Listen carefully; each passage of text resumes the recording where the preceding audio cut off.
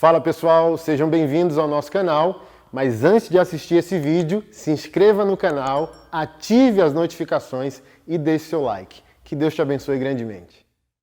Paz, igreja. Abra sua Bíblia em Atos, capítulo 16.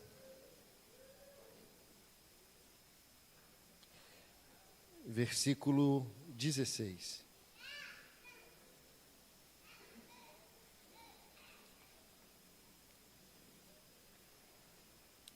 E o nosso tema da mensagem é: uma igreja consumidora produzirá adivinhos, curandeiros e falsos profetas.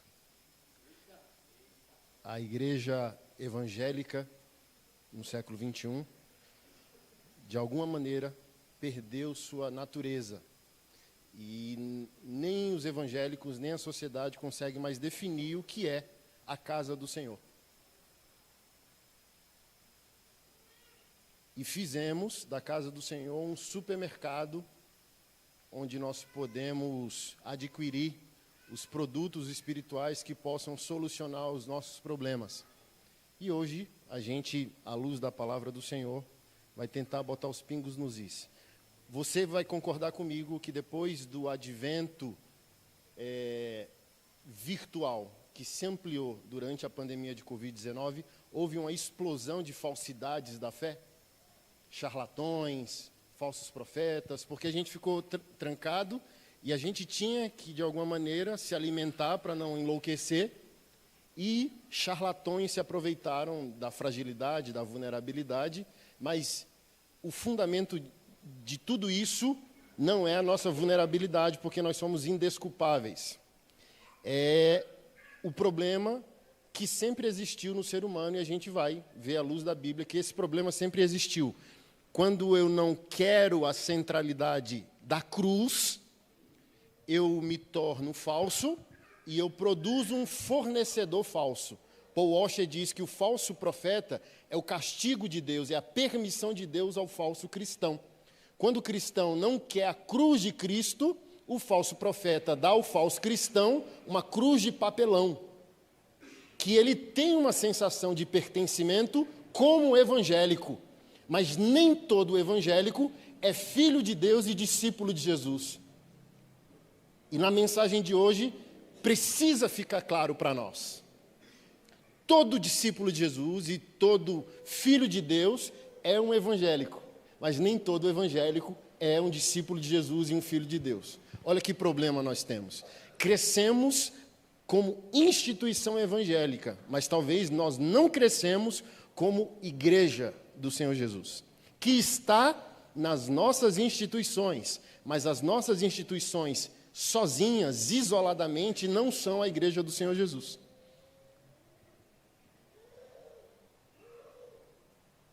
E hoje está muito difícil para os verdadeiros pastores, porque quando nós vamos somente para as Escrituras, somente para o discipulado bíblico, o consumidor, que é um cliente da fé, se ofende. E ele se retira daquele shopping center espiritual e vai para outro. E um monte de pastores estão plantando igreja, não porque é enviado por um presbitério, é enviado por uma congregação, ou porque o Senhor Jesus Cristo o enviou, mas porque se entendeu que o cristão hoje não quer ser mais filho de Deus e nem discípulo de Jesus, só evangélico. Então, se oferece uma multiplicação de igreja como se fosse franquia de empresa, como se fosse um McDonald's, um Girafas, uma Drogazil da vida.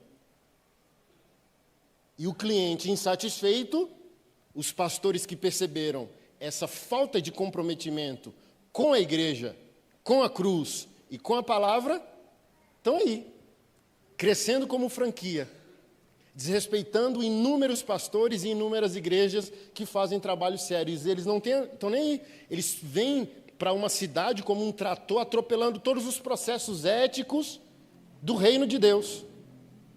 Bota 1 milhão de som no palco, pinta de preto, chama de church ou alguma coisa, e automaticamente enche. Aí aquele pastor franqueador diz: olha, eu tenho uma boa igreja, eu tenho uma igreja relevante. Não, você não tem. Por quê? Igreja não se abre, ela nasce. Segundo um ponto, migração de consumidor não é membresia de igreja. Migração de consumidor é um supermercado da fé. Por quê? Uma igreja e uma membresia fundamentada em quê? Evangelismo, conversão, batismo e discipulado.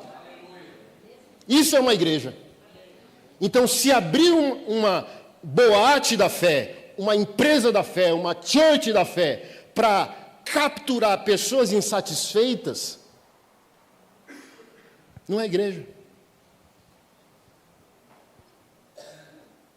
Aí o consumidor vem para uma igreja bíblica, não gostei. Aí sai, insatisfeito. Não, aí ele abre o cardápio, entendeu?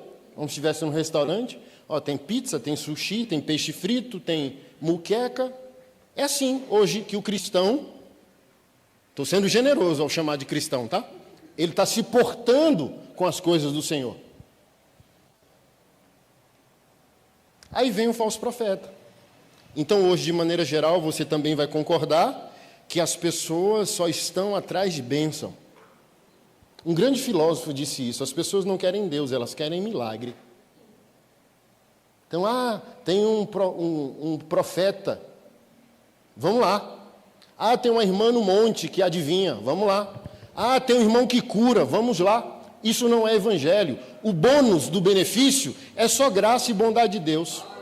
Ele cura, ele restaura, ele transforma, ele abençoa, ele prospera, ele abre portas, ele faz empresas crescerem, negócios crescerem, mas isso sozinho não é o evangelho. O que é o evangelho? Você é todo pecador, ele é todo salvador, você reconhece isso e se humilha em submissão ao propósito, à palavra e ao Espírito Santo. A igreja está aqui para fazer o quê? Salvar. Ela não está aqui para curar, ela não está aqui para restaurar seu casamento. Tudo isso é osmose, tudo isso é consequência da salvação eterna. Mas tem gente curada por Jesus dentro da igreja evangélica sem salvação. Tem gente próspera dentro da igreja evangélica que prosperou por causa dos princípios bíblicos sem salvação.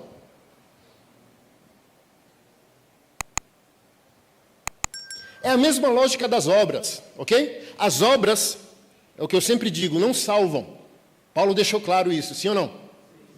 Mas as obras são consequências da salvação. Então, o evangelho e a igreja está aqui para quê? Para salvar. E as coisas vão acontecer, porque você foi salvo. Se você foi salvo, seu casamento vai transformar, seu caráter vai transformar, sua sexualidade vai transformar, suas finanças vão se fundamentar e prosperar. Mas é o oposto. Você busca a salvação e as coisas acontecem. Mas o que está acontecendo hoje? Salvação eu não quero. Eu quero as coisas. Eu quero os milagres. Eu quero os benefícios. Eu já falei isso em algumas ministrações. Eu tenho medo se, assim, Jesus, sabe? Aparecesse assim, abrisse um 3D no céu para falar com a gente, dizendo: pessoal, olha só, tem 2 céus. Um eu não estou, e você não precisa fazer muito esforço para entrar nele. Não vai ter demônio, não vai ter inferno, não vai ter fogo, não vai ter nada. Mas é um lugar bom, onde você não vai sofrer, ok? E tem o outro céu, que só é céu por causa da minha presença. Eu tenho medo que a maioria dos evangélicos diga: então eu quero esse céu aí sem Jesus. Por quê? Na verdade, esse crente consumidor, ele não quer Jesus. Ele não quer ir para o inferno. Não é nem o céu que ele quer. Ele não quer ir para o inferno. E o céu só é céu por consequência da presença do Senhor. Entendeu? Eu dou o exemplo sempre do casamento. Quando a gente casa, a gente está focando o lar ou a casa? O lar, que é a relação, precisa de uma casa, ok? Mas ninguém vai casar pensando na alvenaria. Uma pessoa casa pensando o quê? Na relação, na aliança. Então, tá cheio de casa que não tem lar.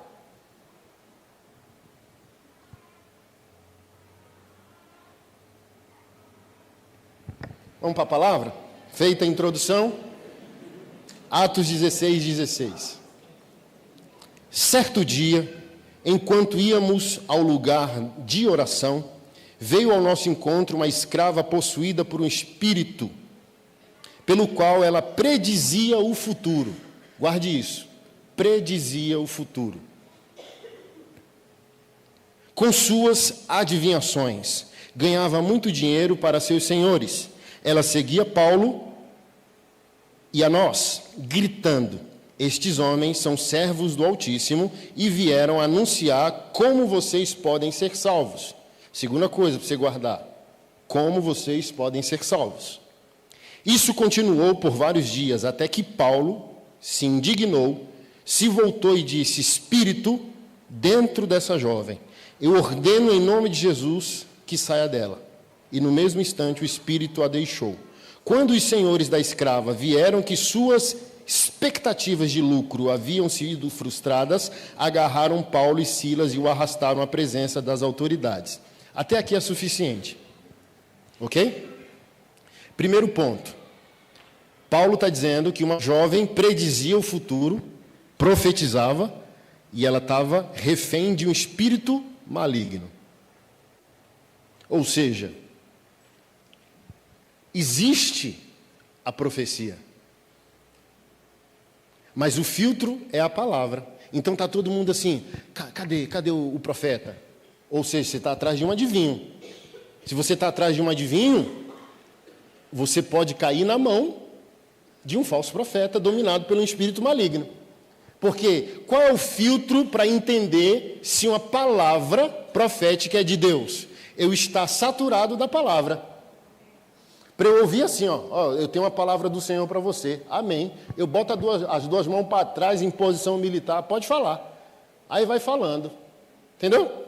Eu não pulo, eu não rodo, eu não caio, eu não oro em línguas, eu não faço barulho. Por quê? A palavra diz em 1 Tessalonicenses que eu não devo julgar o profeta, mas eu julgo a profecia e retenho o que é bom. É o que está escrito lá. Não despreze as profecias, julgue-as e retenha o que é bom.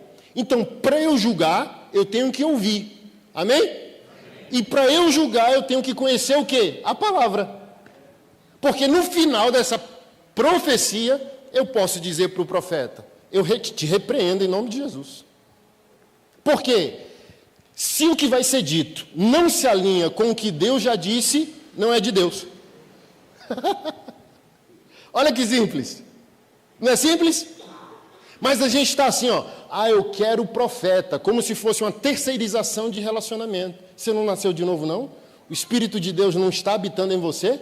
É a mesma coisa assim, você casou com um homem, você casou com a sua mulher, e agora você diz que você precisa de uma terceira pessoa para se comunicar. Então você nasceu de novo, é filho de Deus, discípulo do filho dele, e diz: a nossa comunhão está meio assim, eu preciso de mímica, eu preciso que alguém, sabe? Não faz sentido.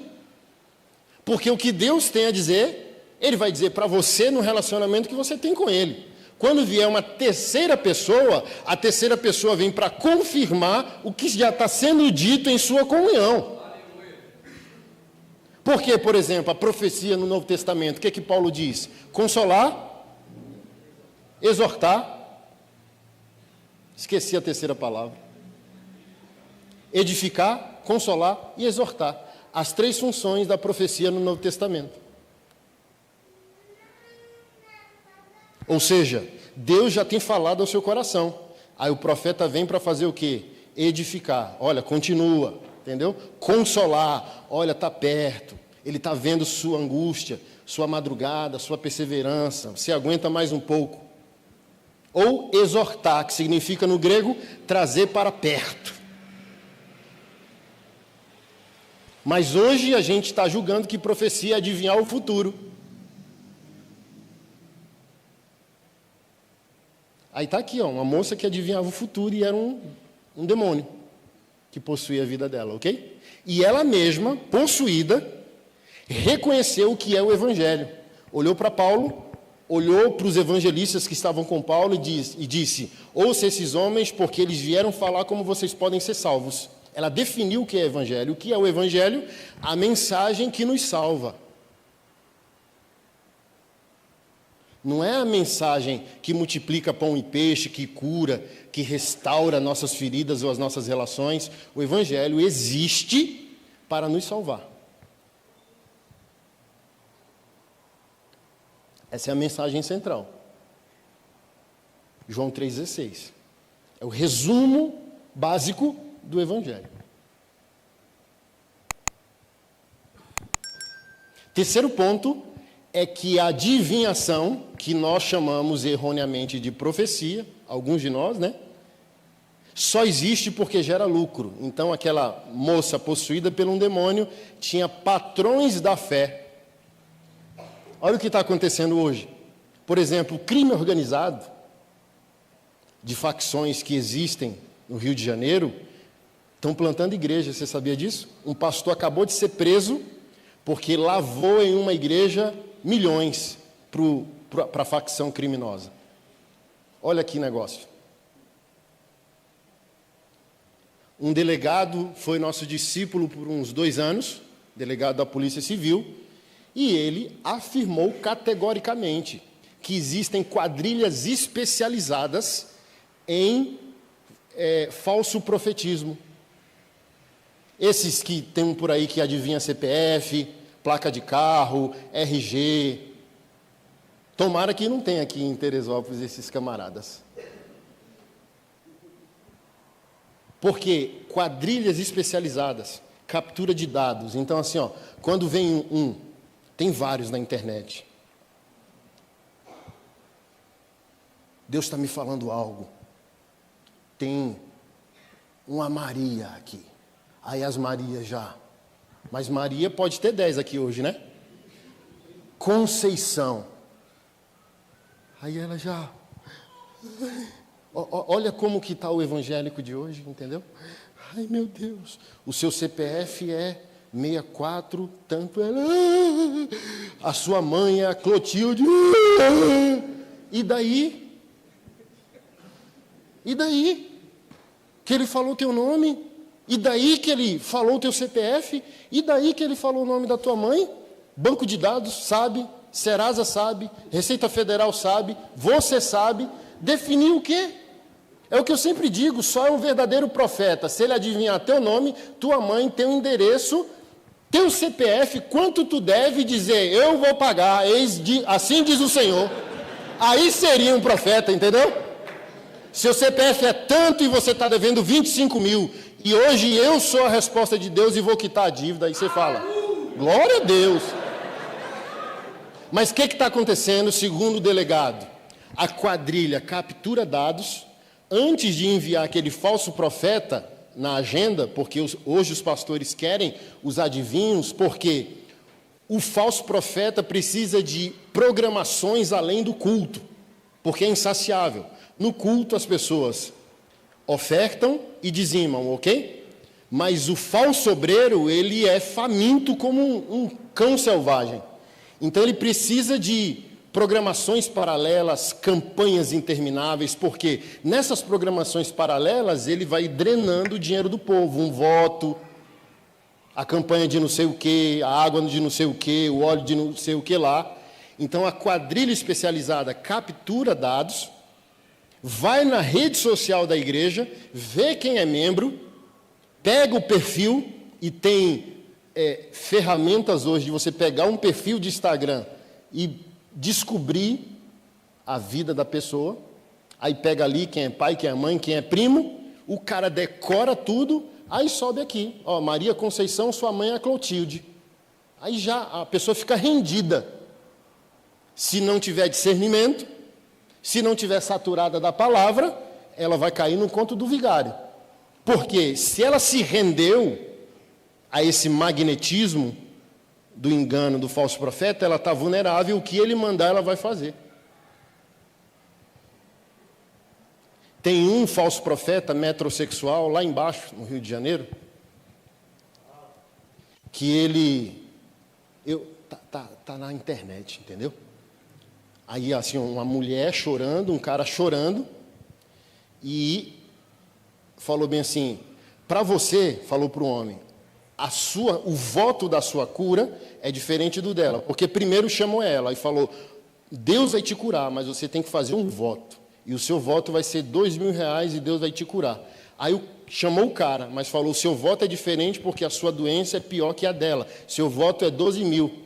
Se ele adivinhou, as pessoas emocionalmente estão rendidas, se ele pedir dinheiro, casa, carro, moto, fígado, rim, o filho, a pessoa entrega.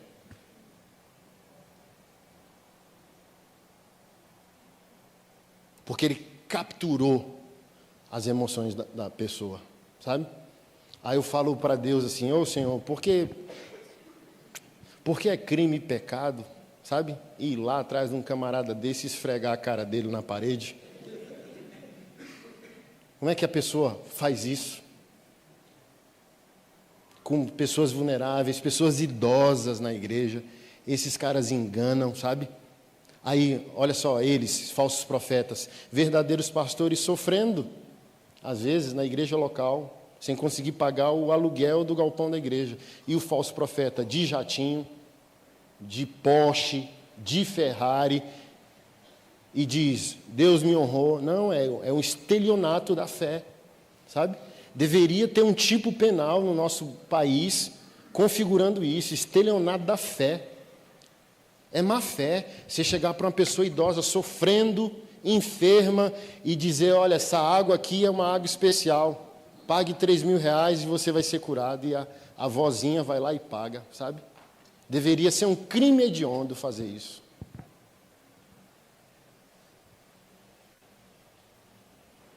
Mas para quem não está em vulnerabilidade, é o castigo de Deus. Porque Deus vai dizer para nós, se a gente tem ferramentas e capacidades para rejeitar o falso profeta. Olha, você é adulto, tem a Bíblia, tem o Espírito Santo, então está caindo nessa porque quer.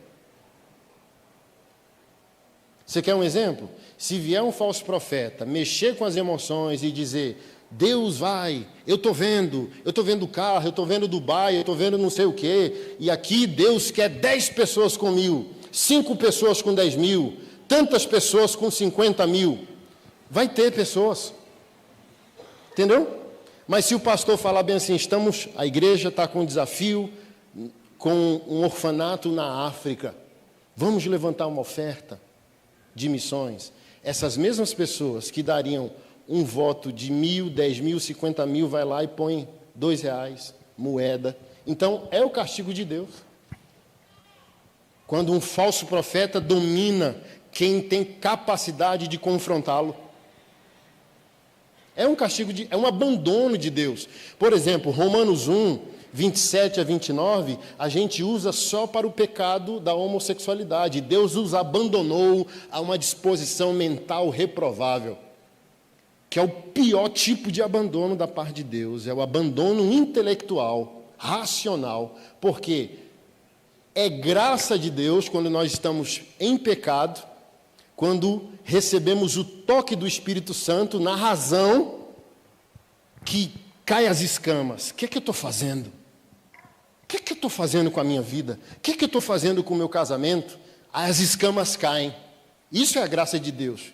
Mesmo quando a gente está em pecado, o filho pródigo caindo em si, o que é aquilo? É o toque do Espírito Santo na razão. Cara, eu estou querendo comer comida de porco, nem isso estão me dando acesso, e os escravos do meu pai são tratados com dignidade. Aí Paulo diz em Romanos que existe um tipo de obstinação, e ali no contexto está focado mais na subversão sexual, mas isso pode ser aplicado em qualquer outra obstinação, como a de Saul. O profeta intercedeu e Deus diz, nem adianta orar, eu já o rejeitei. Imagina, o Deus que veio amar, o Deus que veio salvar, diga, não interceda, eu não quero. Eu abandonei essa pessoa. Então, nós podemos chegar a esse nível de desprezo ao Espírito Santo, a boa nova do Evangelho, e Deus nos abandonar intelectualmente. É possível, pastor Anderson? Salmos 2. Beije o filho para que o pai não se irrite. Então, o pai pode chegar a um nível de irritação quando a gente despreza Jesus e despreza o Espírito Santo. Jesus disse: todo pecado que você cometer contra o pai e contra o filho será perdoado, mas o pecado que você cometer contra o Espírito Santo não há perdão. Então, a obstinação pode chegar a um dado momento que a gente despreza o filho ou o Espírito Santo a um nível tal que Deus diz: eu abandono essa pessoa intelectualmente. Por quê? Os falsos profetas, que não são de profecia, são de liberalismo teológico. Eles não estão mexendo com a Bíblia não é a palavra de Deus, a Bíblia contém a palavra de Deus, a Bíblia precisa ser atualizada. Aí veio de novo, esse mesmo pastor de São Paulo que disse que a Bíblia deveria ser atualizada, foi de novo num podcast dizer que a Bíblia é homofóbica, racista, misógina, incentiva a violência doméstica, e disse que ela precisa ser atualizada por causa disso. O que é isso, meus irmãos? Abandono de Deus. É Deus dizendo assim, você faz o que você quiser com a sua vida e com a interpretação que você tem de mim e da minha palavra, e eu não vou te convencer mais, porque eu não te quero. Porque todos nós, a um dado momento, nos desviamos da palavra e da obediência ao Senhor, sim ou não? Mas quem já passou por isso aqui, voltou porque recebeu o toque no intelecto, na razão. Não foi um cheiramanaias, não foi uma visão, não foi um arrepio. Foi o quê? Um toque na racionalidade. Romanos capítulo 12. Culto racional. Toque no entendimento que nos leva a uma racionalidade de fé. 1 mais 1 igual a 2. Catapimba. E a gente, eureka. Volta para os caminhos do Senhor. Então, o falso profeta, o adivinho, o curandeiro, está dando para nós o que nosso egoísmo quer. E é o que eu sempre digo, toda comida gourmet sai caro. Comida caseira, comida de feira, que é a que eu gosto, não custa caro. Entendeu? É o que eu sempre digo, o cara fez assim com sal, 1.000 pila o prato, 1.000 pila o bife. Entendeu? Mas você vai lá, arroz, feijão, uma rodelinha de tomate, um ovo frito, um contrafilé bem feito com cebola. Entendeu? Então, assim, Jesus Cristo disse o quê? Eu sou o caminho, a verdade e a vida. Não quer ir por esse caminho, todo atalho vai sair caro. Porque o falso profeta cobra muito caro no pedágio para quem se desviou do caminho.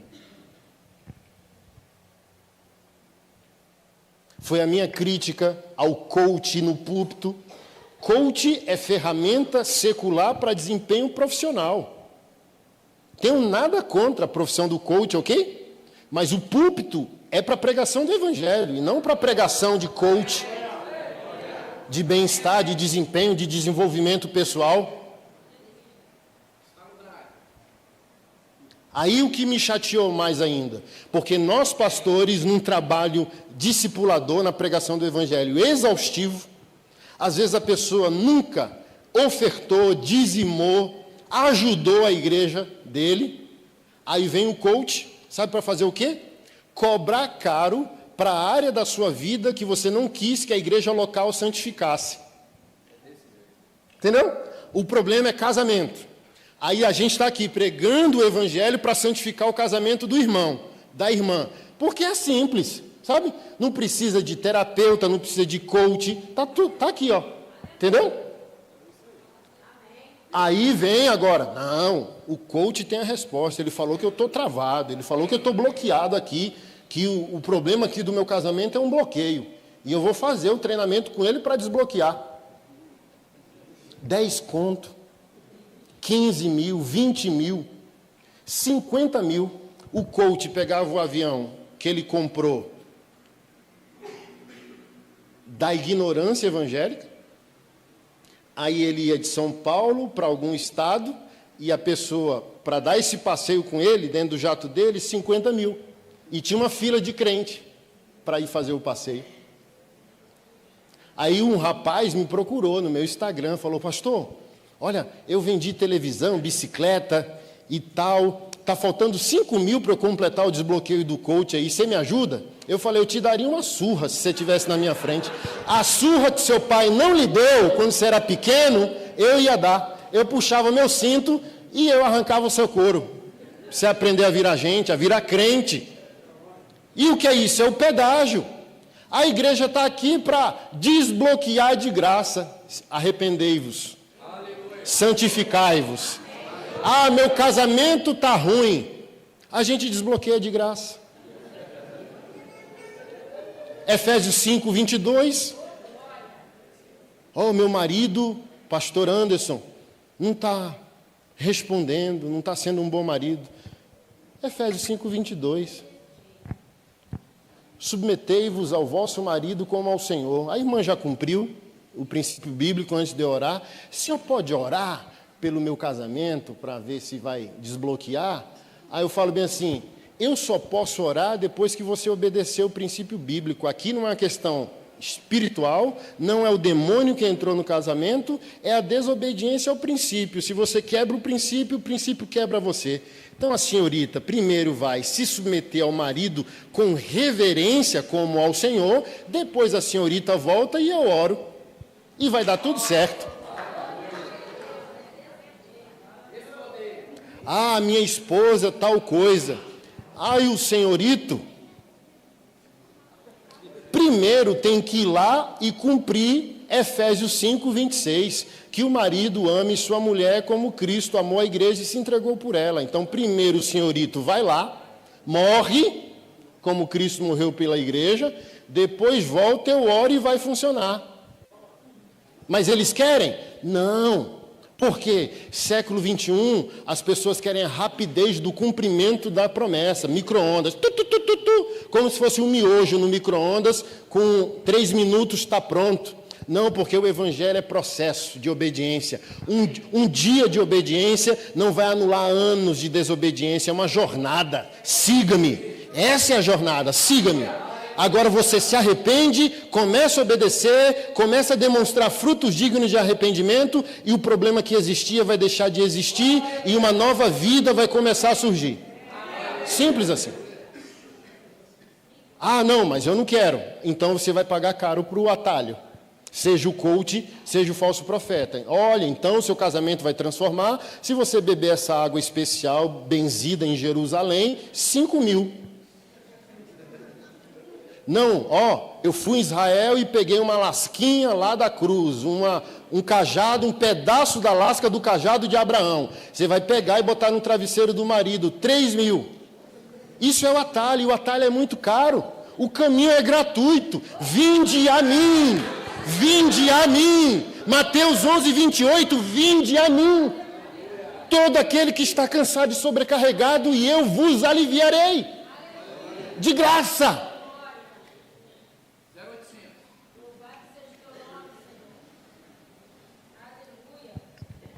Mas as pessoas não querem. Aí, a nossa desobediência ao caminho gera as empresas do estelionato espiritual. Aqui já existia.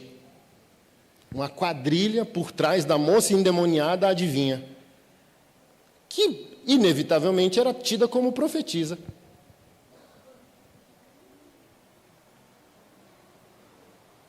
O único profeta que eu já conheci na minha vida se chamava Amaro. O Senhor levou ele durante a pandemia de Covid. O senhorzinho.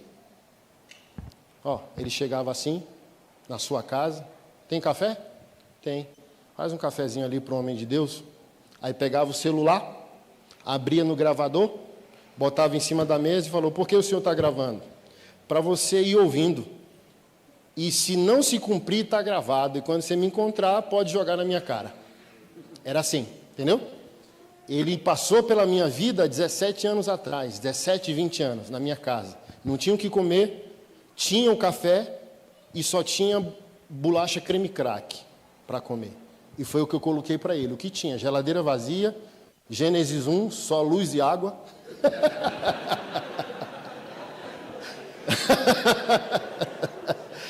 E ele tomando cafezinho com alegria, porque esse é o homem de Deus, entendeu?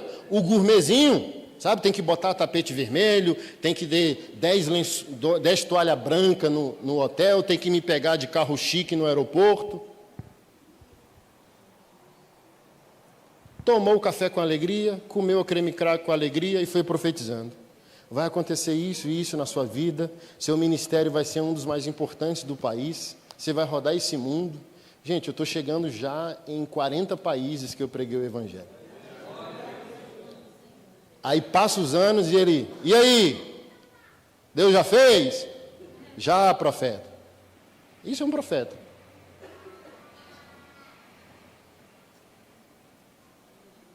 Que não cobrou nada, não cobrou pedágio, fala porque Deus está falando,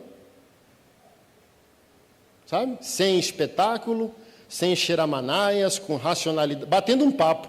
Ele vai conversando com você, tomando café, comendo creme crack e o raio-x de Deus assim, ó. Eu sei o que você fez no verão passado, Deus está triste com isso que você fez, Deus quer que você mude aqui, aqui, aqui, aqui, vai acontecer isso, isso, isso, isso, isso, conversando. Igual Jesus com a mulher samaritana, batendo papo e profetizando, sabe? Os maridos que você teve não eram seus, o que você tem também não é seu, e ó, desenrolando o manto, entendeu? Sem espetáculo, sem charminho, sem unção do helicóptero, sem nada. Só na razão.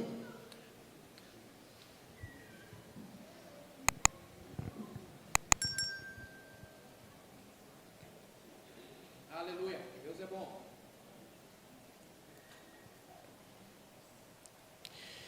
1 Coríntios capítulo 14. Deus não quer que nos tornemos uma igreja consumidora.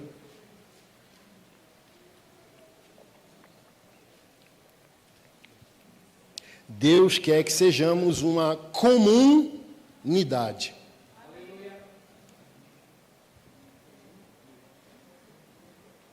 E não um supermercado da fé, e não uma central de bênçãos, onde as pessoas vêm, sacam o que querem e somem. Onde eles procuram ao Senhor e à igreja, aos pastores, só na hora do problema. Quando eles se tornam solução, eles somem da igreja. É igual atleta de futebol. Quando se aposenta, sempre foi evangélico, mas só quer glorificar o Senhor quando aposenta. Por que não glorificou a Deus no ápice da carreira? É isso, porque a gente virou uma igreja de consumidores, onde o próprio atleta entendeu isso. Eu dou o gol para Jesus, dou a vida para o diabo, mas quando eu vou para a igreja, ninguém me cobra, nenhum pastor, porque o pastor quer meu dízimo e os irmãos querem minha foto. Tudo ok.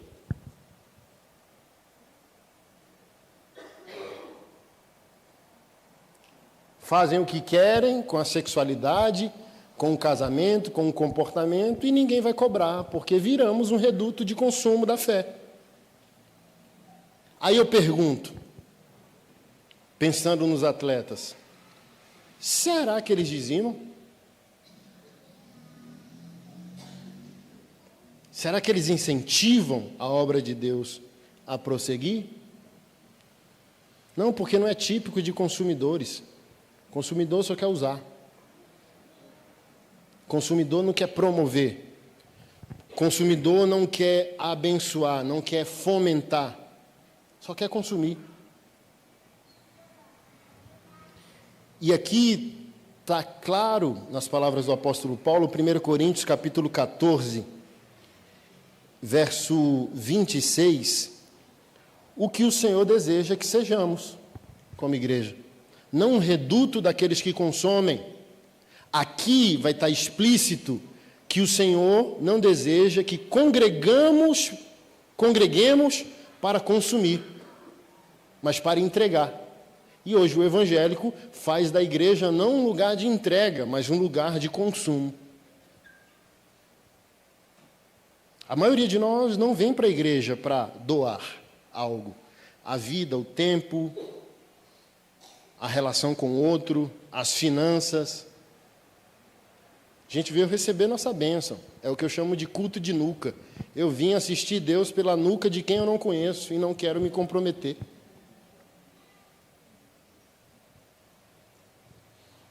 Mas a comunidade dos santos é uma comunhão de entrega. Aleluia. Amém, amém. Tem saque? Tem, mas não é o foco, é igual o casamento. É um lugar de depósito, mas também é um lugar de saque. Mas imagina se a preocupação do casal for só depositar e sem a ganância de sacar. Eles sabem que tem um saque. Uma hora há uma bênção, há uma recompensa, há uma generosidade da outra parte, mas não é o foco. Porque a gente está tão feliz com a relação que a gente entrega. É a mesma alegria aqui relatada em Atos dos Apóstolos, Atos 2,42. Não era uma doutrina entregar seus bens. A igreja, aos pés dos apóstolos, o que foi aquilo? Uma plena satisfação em Deus, que gerou uma plena satisfação com os irmãos. Os irmãos falaram, eu tenho 3 casas e não preciso morar nas 3, e o irmão ali não tem nenhuma. Então ele pegava uma casa e colocava aos pés dos apóstolos. Eu tenho 5 carros na garagem, não preciso disso. Na época, né? Eu tenho 5 cavalos, não preciso disso. Vou entregar um. Mas ali mesmo, naquela plena comunhão, tinha quem tinha uma comunhão fake. Quem ainda considerava a igreja mercado, mesmo vivendo a plenitude de comunhão, e a igreja de Corinto foi uma das igrejas que viveram a plenitude do Espírito Santo, onde quase todos os dons do Espírito Santo fluíam entre eles. Aí surge Ananias e Safira. Porque assim, o consumidor ele é irado.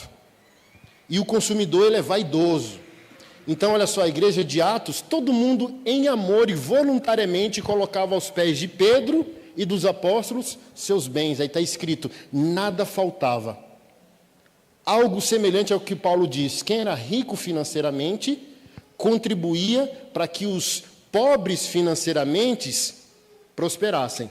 E os ricos espiritualmente ajudavam aos ricos financeiros, que eram pobres espirituais, a se elevarem espiritualmente. Então ninguém tinha falta, porque quem tinha do espírito dava a quem não tinha.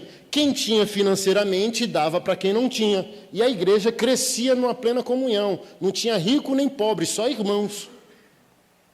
E era voluntário. Aí Ananias e Safira, que eram consumidores da fé, olhavam para aquela perfeição de relação e tinham câncer emocional, inveja, porque reconheciam assim, a minha generosidade não consegue ser voluntária, não consegue ser orgânica.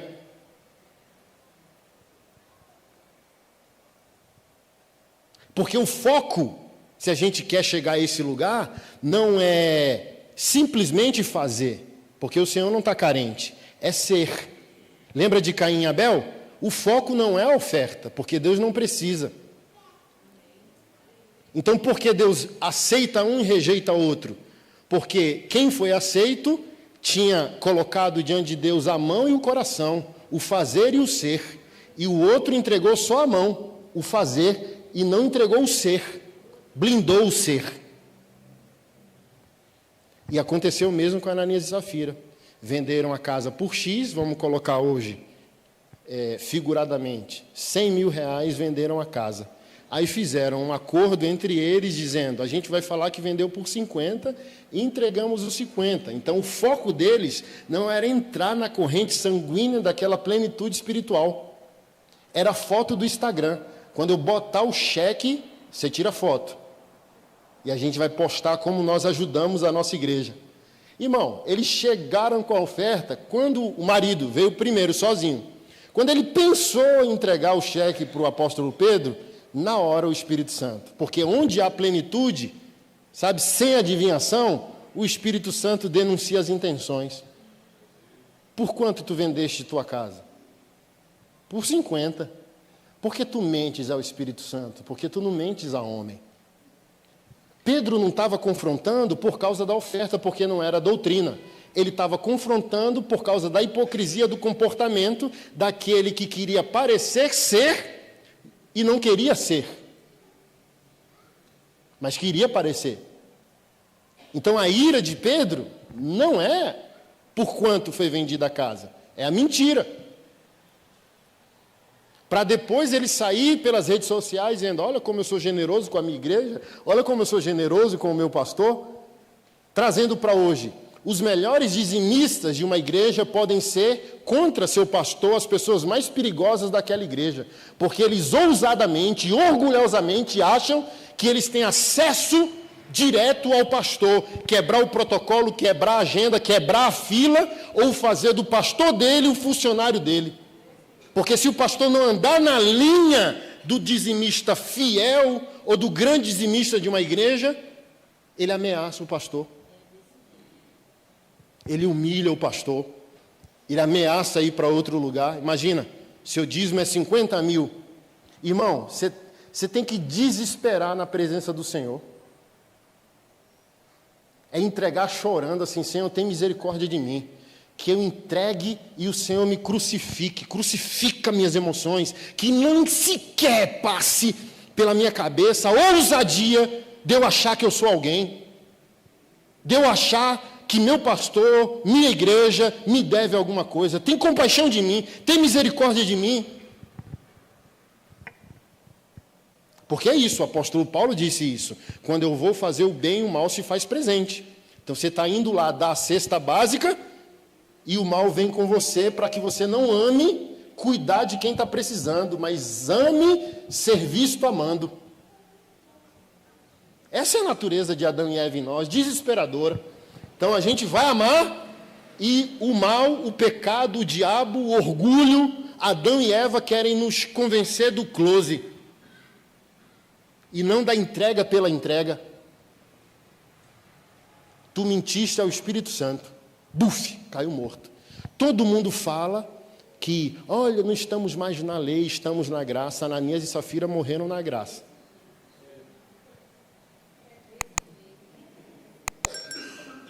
Eu acho que é melhor a lei do que a graça, porque a lei, Deus é seríssimo na lei, mas a lei só vai atacar, confrontar o comportamento.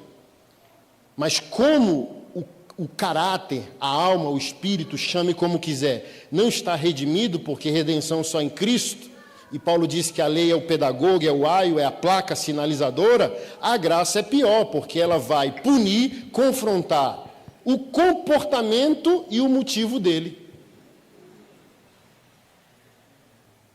Aí depois de algumas horas, chega a esposa. Aleluia! Você viu o cheque que meu marido deixou? Aí o apóstolo Pedro: por quanto você vendeu a casa junto com seu marido? 50 mil. Por que tramóia vocês fizeram isso contra o Espírito Santo? Olha os pés dos que enterraram teu marido algumas horas atrás. Ela olhou, buf, caiu morta.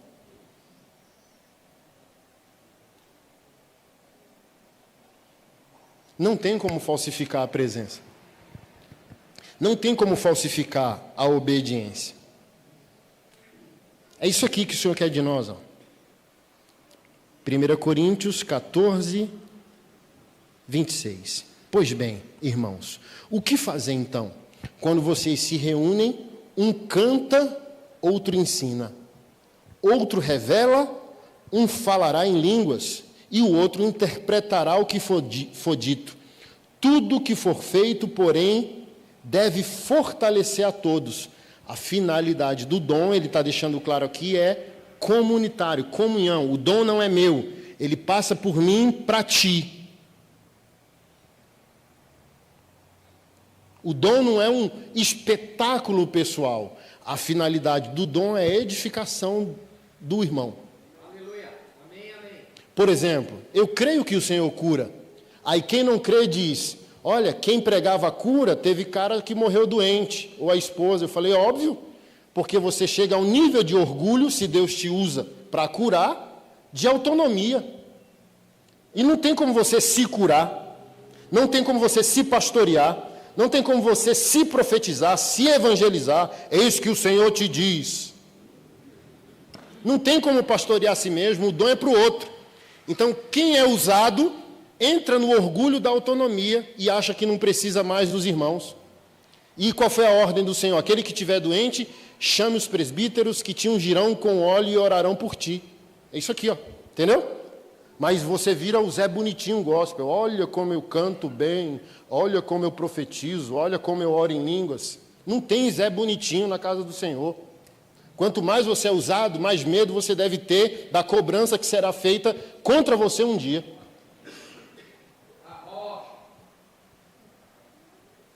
Continuando. 27. Não mais que 2 ou 3 devem falar em línguas, devem se pronunciar um de cada vez, e alguém deve interpretar o que disseram. Mas, se não houver quem possa interpretar, devem permanecer calados na reunião da igreja, falando com Deus em particular. Que 2 ou 3 profetizem e outros avaliem o que foi dito. Se alguém estiver profetizando e outra pessoa receber uma revelação, quem está falando deve se calar. Desse modo, todos que profetizam terão sua vez de falar, um depois do outro, para que todos sejam instruídos e encorajados. Aqueles que profetizam têm controle do seu espírito e podem falar um por vez, pois Deus não é Deus de confusão, mas de paz, como em todas as reuniões do povo santo. Algo importante aqui, para a gente finalizar num verso no Evangelho de Lucas. O espírito do profeta, em outras versões, está sujeito ao profeta. Está escrito aqui, ó, aqueles que profetizam têm controle do seu espírito. Por que isso está escrito? Porque existe a possibilidade de Deus falar com você, sim. Você tem uma sensibilidade, que vão chamar de sensibilidade profética, ok? Deus instrui você, revela as coisas a você, mostra as coisas a você, mas o apóstolo Paulo diz que o espírito do profeta está sujeito a ele. O que isso significa? Você pode misturar as coisas, você pode misturar o que foi dito junto com você, sua criação, sua história, sua compreensão teológica, o que você acha. Porque, imagina, para mim, eu já dei esse exemplo em algumas mensagens que eu preguei. Eu fiquei 1 ano em missões em Anápolis, Goiás. Moro em Brasília, Anápolis, 2 horas lá. E um amigo passou em casa e falou, vamos ali numa igreja na favela para a gente montar um ventilador para uma pastora lá? Falei, vamos. Estou tranquilo agora de manhã, vamos lá. Aí fomos, uma favela mesmo, a pastora morando numa casa de madeirite, a igreja também era de madeirite. Aí ela não estava, a gente entrou, ele ficou ali arrumando alguma coisa e eu aqui, instalando o ventilador. Daqui a pouco chega a mulher de Deus, mas chega daquele jeito, daquele naipe. Só no manto, só no nébias, só no labachúria. Aí já pegou meu irmão na porta da igreja. Pegou ele, eis que o Senhor te diz, eu vejo carro, eu vejo moto, eu vejo viagens para o exterior, eu vejo casamento, eu vejo... E ele, aleluia. Aí eu aqui montando o ventilador e quase discernindo profeticamente o que ia acontecer. E falando aqui no meu coração, Senhor, deixa ela só lá com o irmão. Não deixa ela vir para o meu lado. Vai dar ruim. Por quê? Geralmente, os contextos de igreja em periferia, pentecostais e neopentecostais, e não de igrejas historicamente bíblicas, centradas teologicamente, né? Então, as igrejas pentecostais e neopentecostais, muitas são uma bênção, mas muitas estão focadas na experiência e não na palavra. Então, você começa tintindo para ver se você vai obedecer o que está escrito. Mas o que é a verdadeira experiência? Primeiro eu começo com a Bíblia, para depois ir para a experiência, se Deus quiser que eu tenha. Mas se Ele não quiser que eu tenha, a palavra continua a palavra, sentindo eu ou não. Porque se eu vou definir se algo é de Deus pelo que eu sinto, é por isso que os falsos profetas estão aí, fazendo a gente tintir. E quem tente é menino. Gente grande obedece. Quem tente é garoto. Ó Deus, fala comigo, me quebranta. Se Ele não quiser, você não vai obedecer porque não está sentindo?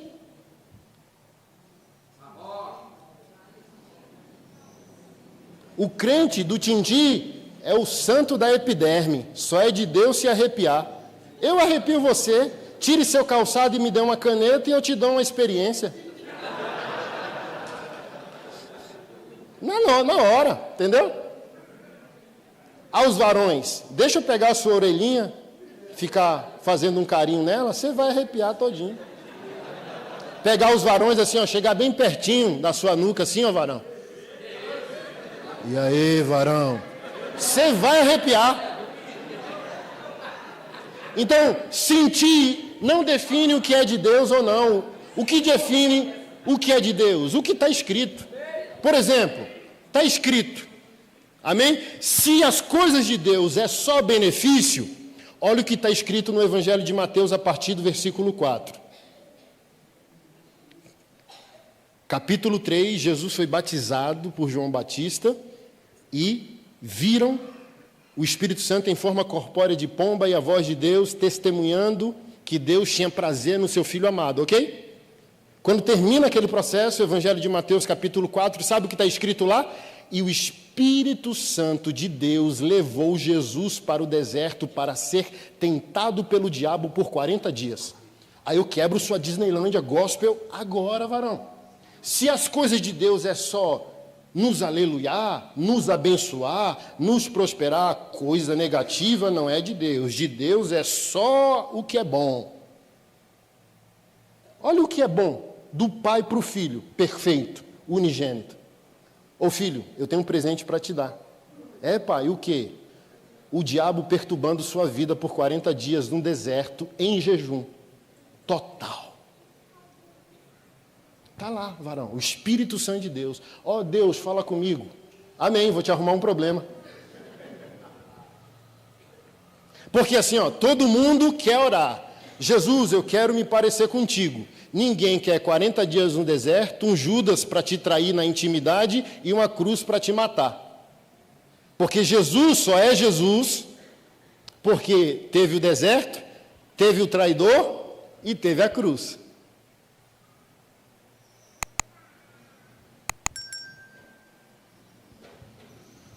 Então, o Evangelho não é só as coisas boas, o Evangelho é o que Deus quer para cada um de nós.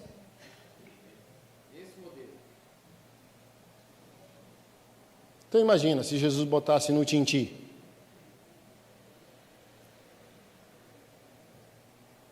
Mas, por exemplo, aí ele começou a ser tentado pelo diabo. Não, eu estou sentindo. Não, o diabo está escrito e Jesus está escrito. E o diabo está escrito e Jesus está escrito. Não foi eu acho, eu estou sentindo, sabe? Não, está escrito, está escrito. É isso, saturado da palavra. É a única possibilidade de vida em plenitude. Saturar-se da palavra. Pensar biblicamente. Eu acho que você entende o que eu estou dizendo, sabe?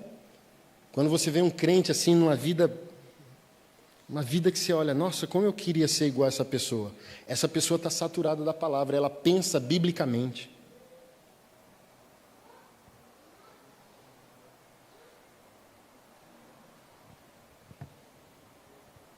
Então, olha só, o texto que nós lemos aqui em 1 Coríntios 14, refuta a possibilidade de sermos consumidores da fé.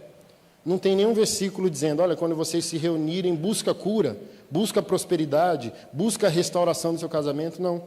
Vocês se reúnem, um ensina, um canta, um profetiza, o outro interpreta. Quando se manifestarem os dons, todos ficam em silêncio para 2 ou 3 avaliarem se é uma manifestação espiritual autêntica ou um espírito de engano. Eu já vi um pastor corajoso estar aqui pregando o evangelho, aí tem uma mostradinha em toda igreja. Aí a mostradinha começa a levantar, lá, lá, lá, lá, lá, sabe? Os xeramanaias da irmã, no meio do culto.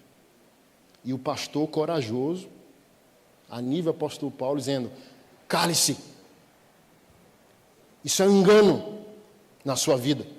Porque o texto aqui, Deus não é Deus de confusão. O pastor falou bem assim: como pode, irmã, seu Espírito Santo usando você aí, se ele está me usando para pregar a mensagem? Aonde vai dar isso aí que a senhora tá, esse show que a senhora está fazendo? Porque o texto deixou claro, o dom é dado para o fim comunitário, o fim comum. Mas tem pessoas que querem exercer dons na igreja para show pessoal. Olha como eu sou importante, sabe? A pessoa não tem nenhum crachá na vida, aí quer vir para a casa do Senhor e impor um crachá espiritual, sabe? Não tem nenhum reconhecimento social e acha que ser usado na igreja vai dar um crachá para ela. Isso é vaidade, isso é carnalidade. Porque o dom não é para a gente ser especial. O dom é para glorificar Jesus e edificar a igreja.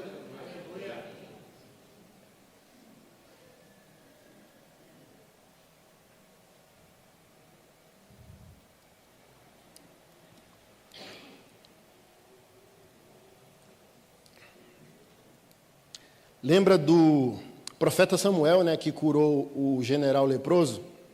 Lembra, né? Oi? Eliseu, né? Obrigado. O camarada quis recompensar a cura com riquezas. O profeta disse: vai embora, macho. Quero nada não. Olha, entendeu? Fluiu, entregou o que tinha que entregar e ó, voltou para a posição, miserável homem que sou. Quem de nós faria isso, entendeu? Curou alguém importante, curou alguém milionário, e a pessoa diz: não, eu quero te dar uma mansão, eu quero te dar um carro. Aí você diz: não. Procura uma igreja, uma ONG aí, tchau.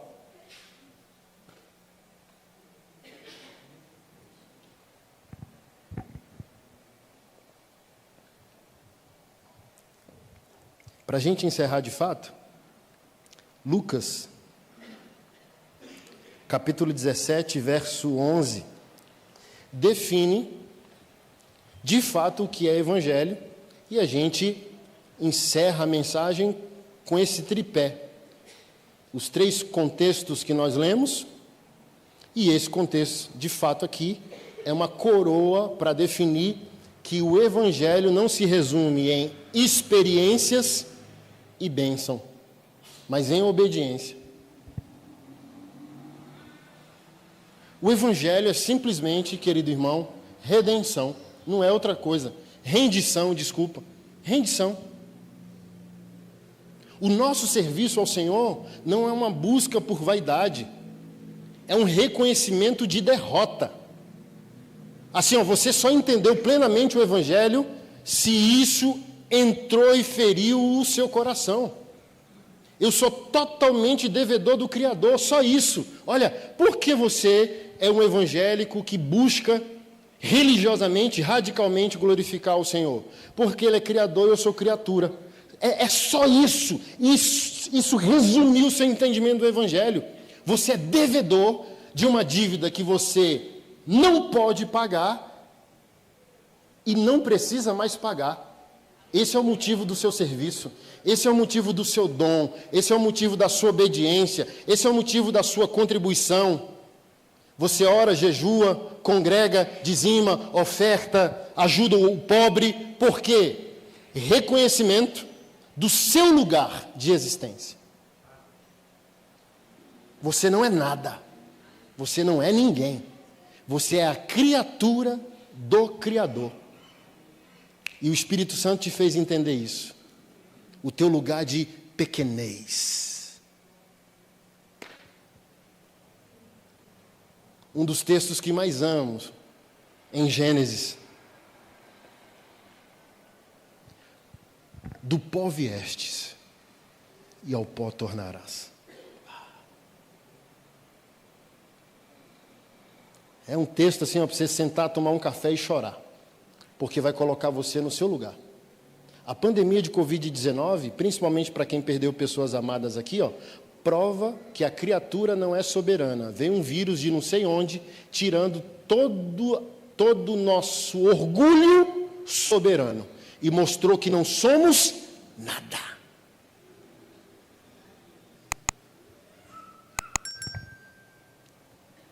do pó viestes, e ao pó tornarás. Então, servir ao Senhor, servir ao Evangelho, é somente essa consciência. Eu sou a criatura do Criador. E eu recomendo, dever de casa, tomar o seu café meditando em Apocalipse capítulo 15, na canção de Moisés. Servo do Senhor. Só a introdução já vai te fazer chorar. Assim, ó, canção de Moisés, servo do Senhor. Assim, ó, é o termo mais lindo que a Bíblia pode usar sobre alguém. Servo do Senhor. Ali, o texto vai te humilhar e colocar no seu lugar e mostrar para você que Deus não te deve nada. Ele cura se Ele quiser. Ele restaura você se Ele quiser. Ele prospera você se Ele quiser. Mas quando Apocalipse 15 cair como rema em seu coração, você vai entender que a única coisa que te pertence é o inferno. Eu preguei isso há 2 semanas e a igreja fica assim, ó. A única coisa que você merece, a única coisa que é sua, a única coisa que eu mereço, a única coisa que é minha, sabe o que é? O inferno. E eu dou esse exemplo. Eu lidero um projeto que ajuda a prender pastores que cometem crime sexual. E eu estou careca de ensinar isso. Eu posso chegar no fim da minha vida, morrer ou Jesus voltar, ter lutado para ser fiel e Jesus falar para mim, você não vai entrar. E o pastor que cometeu um crime sexual, um abuso sexual, entrar. Porque acessou o verdadeiro arrependimento. E eu posso, mesmo aparentemente estar fazendo algo tão sério, entrar num caminho de vaidade e autonomia onde não é mais Deus me usando. É a minha arrogância, o meu orgulho.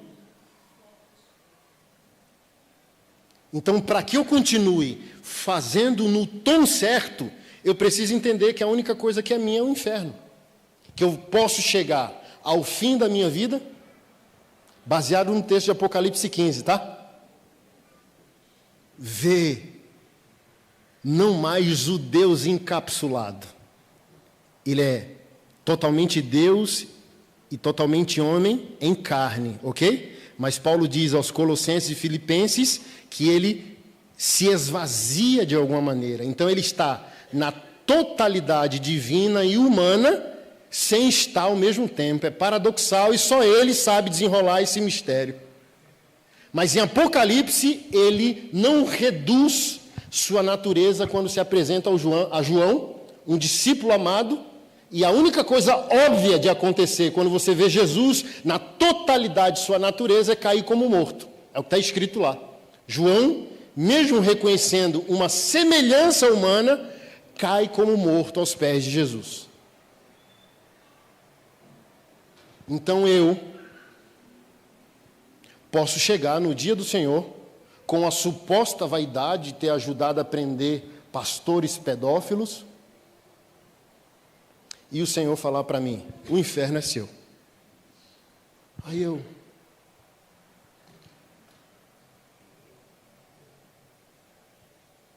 Porque ninguém que irá para o inferno dirá que não merece estar lá. Ninguém que for para o céu dirá que merece estar lá. Então a única coisa óbvia, mesmo com a condenação eterna, é sorrir diante da majestade de Jesus e dizer, quem não temerá o teu nome? Eu sou totalmente mentiroso e tu és totalmente verdadeiro. O Senhor está certo. E eu vou descer, aleluia, e descer glorificando.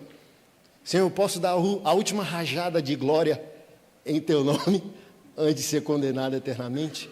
Tu és perfeito, magnífico, santo, lindo. Obrigado por simplesmente existir. Quem disse isso? O 38 disse isso, né? É um doidinho aí que está em todos os podcasts da vida. O apelido dele é 38. Ele fala algo semelhante. A gente é baiano, né? A gente merece o inferno.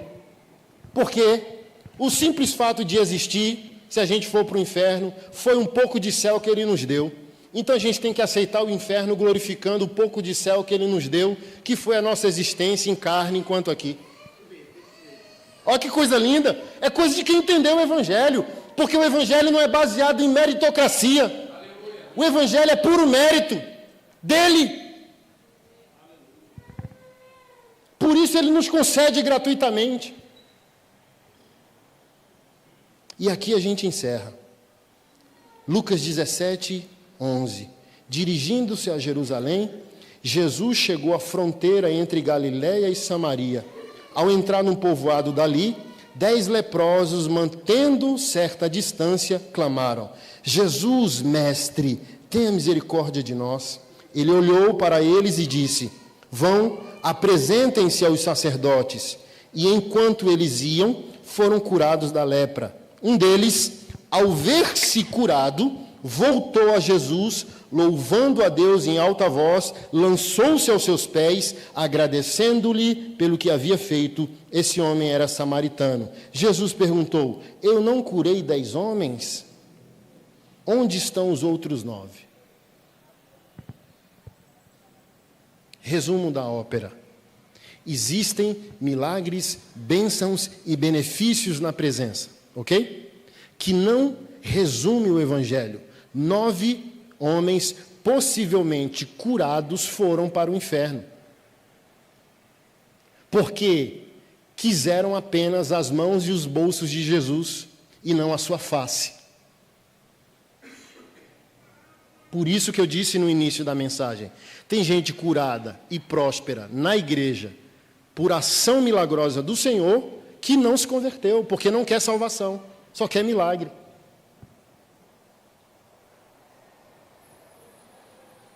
E o que é evangelho, baseado no texto que a gente leu? Ao se ver curado. Então, quando Deus permitir que os milagres te acessem, você tem que entender que o milagre sozinho não é o evangelho, e você só vai entender o evangelho quando você decidir voltar. Porque quem foi indo achando que a cura era o evangelho. E foram curados, bonitos, prósperos e cheirosos para o inferno. Mas um quis entender o evangelho, de alguma maneira entendendo que o benefício isoladamente não era a totalidade da vontade de Deus para a sua vida. E voltou e definiu para nós o que é evangelho. E o que é evangelho, pastor Anderson? Quando você entender o seu demérito e o mérito de Jesus, baseado no que ele fez, que foi pagar o que você não pode, e agora você não precisa, mas você vai voltar para poeticamente tentar pagar o que não consegue e o que não precisa. C.S. Lewis resumiu isso como o presente dado ao pai no dia dos pais com dinheiro do pai. Então, quem entendeu o evangelho? Quem vive os milagres, quem vive o sobrenatural, quem vive os benefícios, mas poeticamente volta para agradecer com a consciência de que nada é nosso, tudo é dele, eu sou a criatura do Criador e poeticamente eu vou obedecê-lo como se eu tivesse que pagar a dívida. Mas eu estou pagando com o dinheiro dele, a vida não é minha, o pulmão não é meu, o ar não é meu, o tempo não é meu, o intelecto não é meu, o dinheiro não é meu, tudo é dele. E tudo precisa revelá-lo, apontar para ele, porque foi isso que o leproso curado fez, voltando, louvando a Deus em alta voz. Lançou-se aos pés de Jesus agradecendo. Esse é o evangelho. Ele te beneficia, você volta louvando em alta voz, e você só pode fazer isso porque você teve a revelação de quem ele é e lança aos pés. Essa é a nossa existência. Entendeu? Não é como o dizimista fiel. Porque quando você é apenas dizimista fiel, ou obreiro fiel, é assim, ó.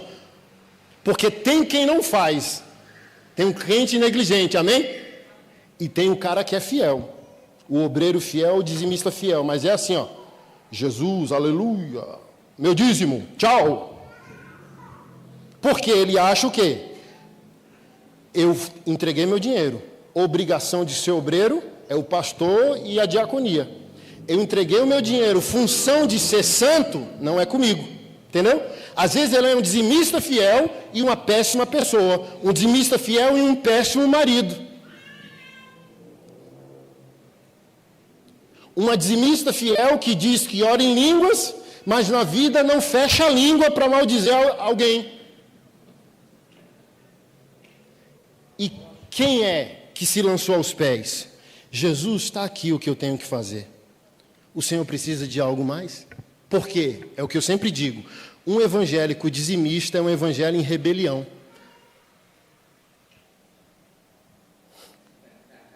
A gente gosta tanto de falar de lei e de graça e a gente não fez esse cálculo básico. O dízimo nem é da lei, o dízimo é de Abraão, Isaac e Jacó, 400 anos antes da lei, ok? E ganhou contorno legal na lei, ok? Então eu posso literalmente afirmar que dizimista fiel é discípulo de Abraão e Moisés. E Cristo é o Filho de Deus, Criador do universo, mediador de uma superior aliança baseada em superiores promessas. Então, se eu entendi quem ele é, se eu entendi quem eu sou, e se eu entendi o Evangelho, dízimo é o meu padrão mínimo de obediência financeira. Mínimo.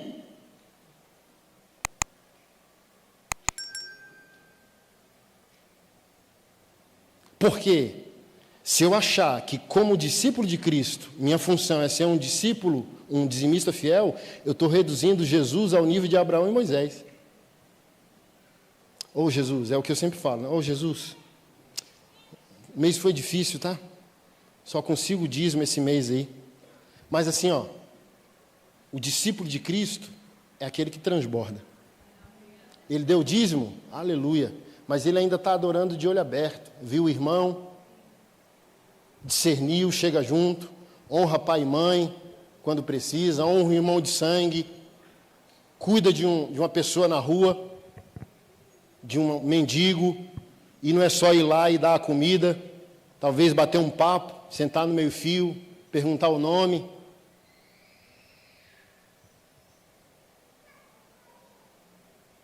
Diz que você entendeu, pelo amor de Deus.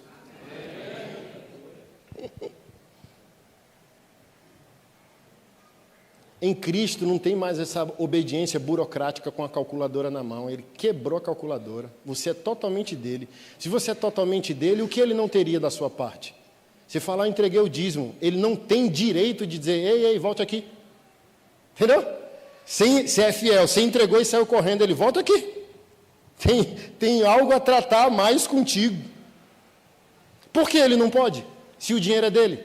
Se a tua existência é dele? Por que ele não pode dizer, não, esse mês os 10 é seu? E os 90 é meu. Porque assim, irmão, todo mundo quer viver milagre. Ninguém quer oferecer matéria-prima. Para obediências radicais, sempre há respostas radicais. Eu quero ser um discípulo. Eu não quero ser um burocrático da fé, não. O que é um burocrático da fé? Pedro dizendo que a multidão espremia Jesus, ninguém sacou nada. E uma mulher com fluxo de sangue no meio de uma multidão que espremia Jesus, ou seja, considerava ele qualquer, comum, rotineiro, corriqueiro, e uma mulher não. Disse, ele é o Filho de Deus, ele é o Messias, se eu só tocar a orla de suas vestes eu serei curada. E ela sacou na hora e no débito. Chega ali, ó. Enche. Entendeu? Teve um saque no débito. Alguém tirou de mim virtude. E Pedro, a multidão espreme o Senhor pergunta quem te toca. É isso. O crente burocrático perde o time do extraordinário. Ah, eu já sei esse versículo aí. Entendeu?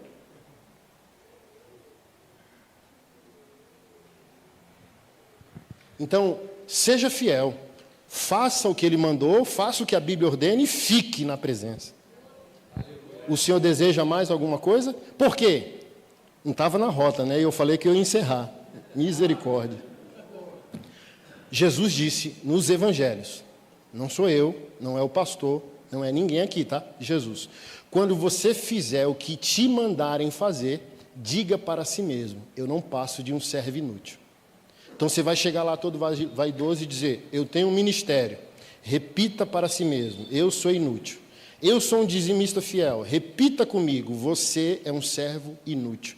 Então ele já deu o caminho. Qual é o caminho? De excelência. Um Deus soberano, poeticamente, quer ser surpreendido pelos seus filhos e servos.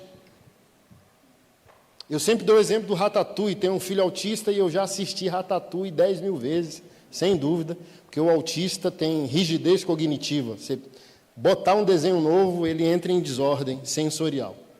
Aí é os mesmos. Ratatouille, Shrek, Up, Altas Aventuras, Toy Story, 1, 2, 3 e fica só nessa. E eu gosto muito do Ratatouille. Quem assistiu Ratatouille? Ô, glória, a igreja toda. Ó. Então está contextualizado aqui. Quando o chefe aceita que o ratinho também é chefe, o ratinho pergunta, o que o senhor quer que eu cozinhe? O que o chefe diz? Surpreenda-me. É o que Jesus está dizendo para nós nessa noite. Ô Jesus, eu estou com um relatório aqui da minha obediência contábil no mês. Aí ele fala, rasgue e joga fora. Surpreenda-me. Entendeu? Se é teólogo, se é pastorzão, se é ungindão, vai lavar o banheiro da tua igreja. É o que eu sempre digo, tem fila para pregar, fila para louvar, não tem fila para o estacionamento, não tem fila para o departamento infantil e não tem fila para o banheiro. Então a gente não quer servir nada, a gente quer ser visto, a gente quer a foto no palco da igreja, no Instagram, para a gente repostar e dizer que a gente é importante em algum lugar da insignificância da nossa existência. Mas se a gente quer servir, tanto faz o irmão que recebeu a gente na garagem, quanto o pregador, o ministro de louvor, ou quem lavou o banheiro da igreja, porque se não fosse lavado, o odor ia atrapalhar o culto. Então, é espiritual pregar, e é espiritual, e tão espiritual quem lavou o banheiro da igreja. E talvez tenha uma recompensa maior que a gente, porque a gente nem sabe quem é, nem viu, e não vai ter foto no Instagram do irmão na privada. Mas os anjos viram, o Espírito Santo viu, a Trindade viu. E talvez quem está aqui, como eu, já perdeu o galardão pelo prêmio de serviço pelos homens. Então, não seja a igreja consumidora, porque ela vai produzir os adivinhos, ela vai produzir o charlatanismo, ela vai produzir o curandeirismo, ela vai promover o falso profeta. Seja filho, seja discípulo, fiel nas pequenas coisas, fiel naquilo que não sai no Instagram, fiel nos bastidores, fiel naquilo que ninguém vê. Eu sempre dou esse testemunho. Meu ministério nasceu quando o meu pastor me pegou em flagrante, louvando ao Senhor, chorando, agarrado com o vaso sanitário da igreja, diante do Senhor. Ali, quando as pessoas perguntam, pastor Anderson, como começou seu ministério? Num vaso sanitário. Quando meu pastor, incomodado pelo barulho do louvor que eu estava fazendo, em lágrima, imagina que cena estranha para o seu pastor ver. Eu agarrado no vaso, esfregando ele. Jesus, eu amo o teu nome, eu amo a tua presença. Aí meu pastor abre a porta do banheiro, bigodão, né? Coça o bigode. Que isso, rapaz? O que está acontecendo? Nada, pastor. Estou louvando ao Senhor, lavando o banheiro, chorando.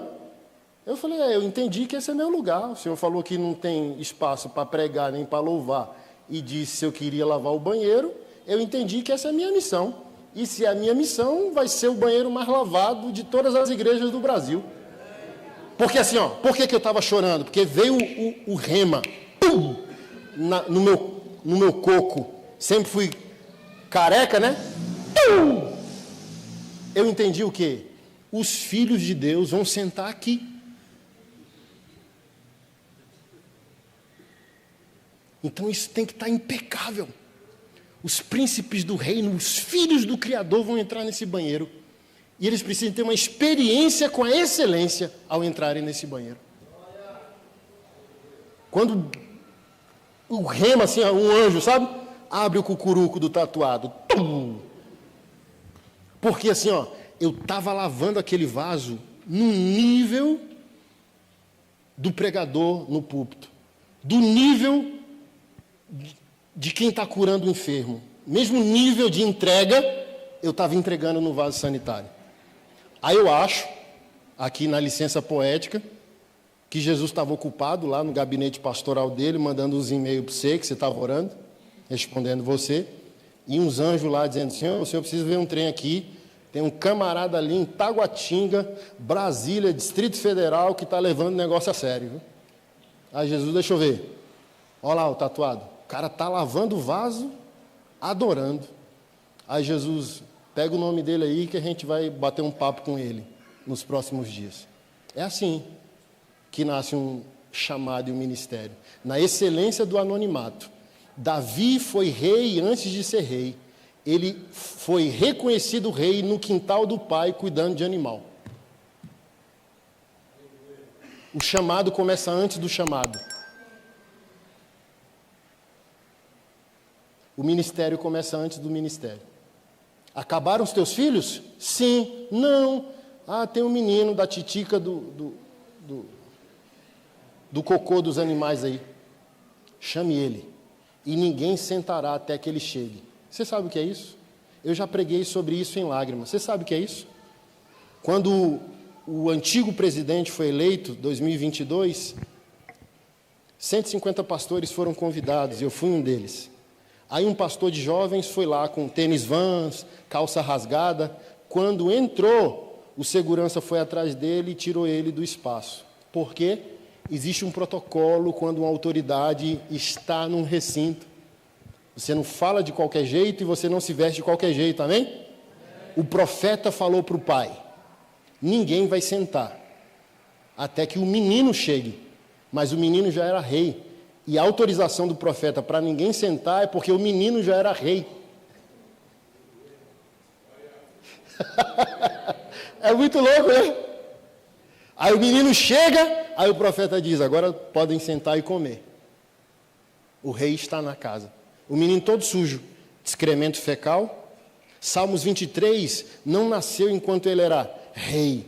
Salmos 23 nasceu quando ele estava cuidando em excelência dos animais do pai e entendeu quem é Deus, conduzindo suas ovelhas a águas tranquilas e pastos verdejantes.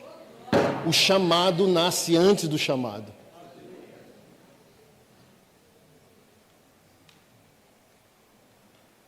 Por isso que a maioria morre no deserto, entendeu? Porque só quer ser fiel com a promessa daquilo que conseguirá. Ó Deus, tu sabes que eu não estou te obedecendo porque não tenho, mas se tu me abençoares e eu tiver, o Senhor verá. Verá nada. Porque se você não está obedecendo com o que tem, você nunca vai obedecer com aquilo que está prometendo ter. Lembra da velhinha das 3 moedas? É aquilo. Eu obedeço a partir daquilo que não tem. Porque Jesus Cristo disse o quê? Sede fiel no muito. Foi? No pouco. E no muito eu te colocarei. Então, se você não está fazendo com o que tem, você nunca fará. Porque o que você não tem é o treinamento para aquilo que você poderia ter.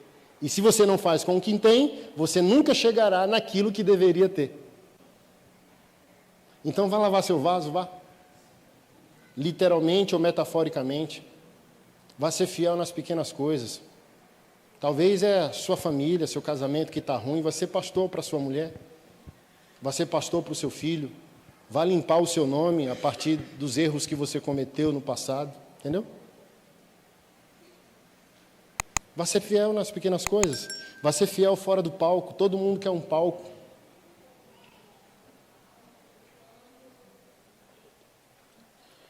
Vamos orar. Fica de pé.